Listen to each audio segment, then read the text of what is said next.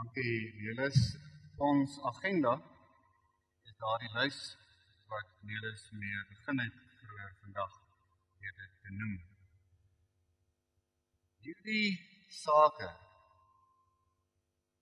is almal verweef. As ons wil praat oor die konteks waarbinne hierdie klomp dinge hanteer moet word, is dit verweef met ons identiteit. Belangrik dat ons sal sê dit is ons identiteit. Dit is nie iets wat deur 'n taakspan of 'n individu aan ons gegee is of aan ons voorgeskryf is. Identiteit is in elk geval nie 'n ding wat hom laat vasvang in verslae en in besluite. Maar om net seker te maak dat ons eerlik is wanneer ons praat oor ons identiteit, het ek gedink ons moet gaan na die algemene sinode se beskrywing van ons identiteit en hier daar in 2 sinodes betekenisvolle dokumente gedien en is goedgekeur wat vir ons wat hier sit nogal bepalend is wanneer ons daaroor nadink.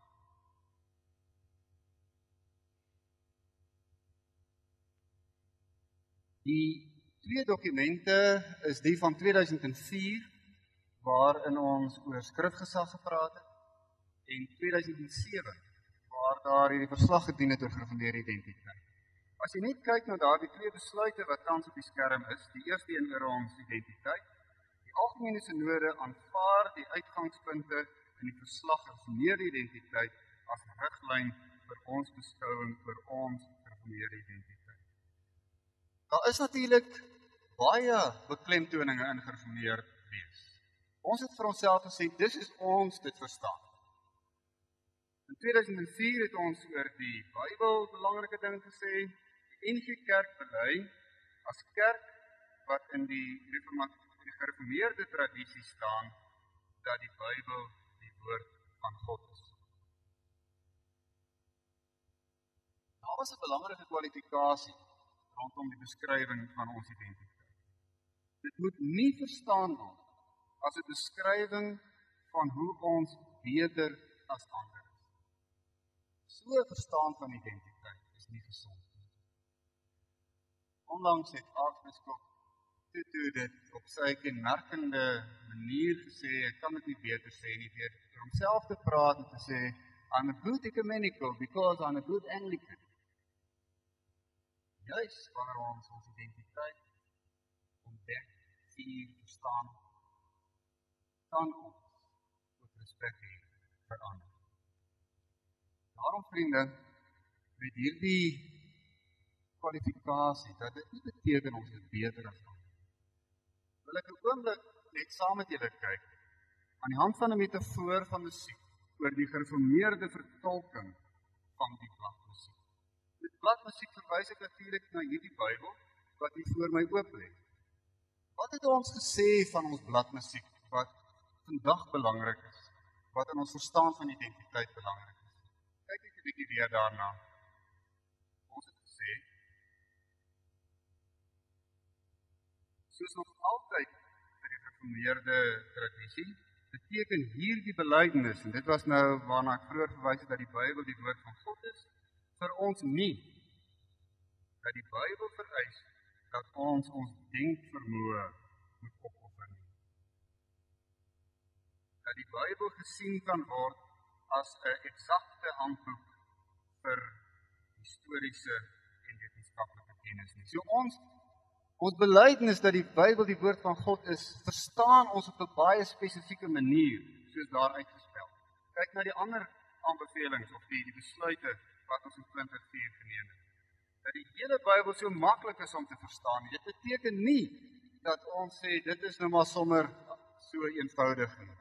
Ons tradisie het 'n oog vir kompleksiteit. Dat die Bybel vir ons die volle kennis oor alle aspekte van die werklikheid gee. Ons verstaan dit nie so nie. Dit is vir ons bladmusiek. 'n gereformeerde vertolking van die bladmusiek. Let daarop hoe ons telkens in ons tradisie sê, dat hier sprake is van interpretasie, dat ons op soek is na die beste metodes, dat die konteks waarbinne hierdie tekste ontstaan het vir ons belangrik is. Dit is hoe ons die bladmusiek verstaan. Ons sê, daar is vertolking betrokke.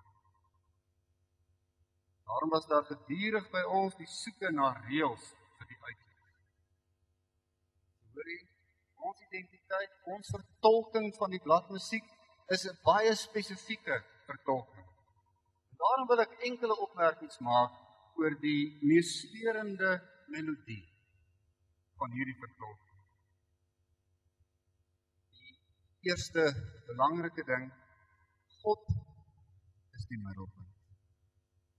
Onthou u hierdie skema wat in daardie verslag opgeneem is, waarin ons gesê het, as ons wil praat, wat is die kern van die kern wat ons bymekaar hou? Wat is daardie warm kampvuur waar rondom ons staan en waar ons hande vat, wat ons naby aan mekaar bring? Het ons gesê, dit is hierdie belydenis, hierdie liedervraag, hierdie soeke van Calvin om te sê, waaroor gaan dit? Dit gaan oor ons verstaan van God. So tipies van ons identiteit is, hoe ons oor God dink. En ons is oortuig daarvan, dat God 'n genadige God is. En dis in die hart van ons identiteit. En daarom is die Bybel vir ons so belangrik. Want daarin leer ons dit ken.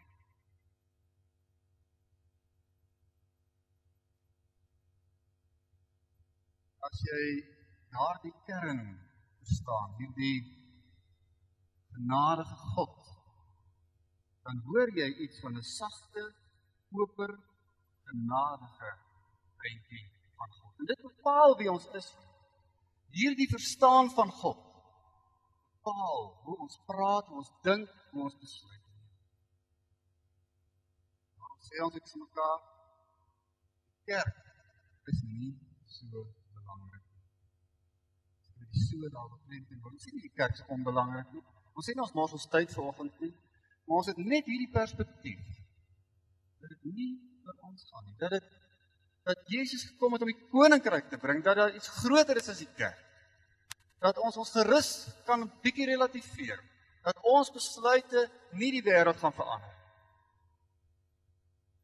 Verstaan nie dat ons net hier vir mekaar sê, dat dit God is, wat deur die kerk, onder andere die kerk, in die wêreld werk.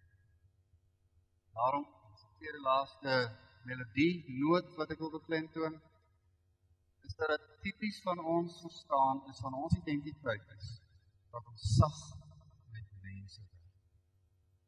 Nou, as jy by die hart van hierdie tradisie uitkom, wat vir jou oorweldig met hierdie genadige God, as in die sentrum, dan kan jy nie anders as om genadig te werk met mense.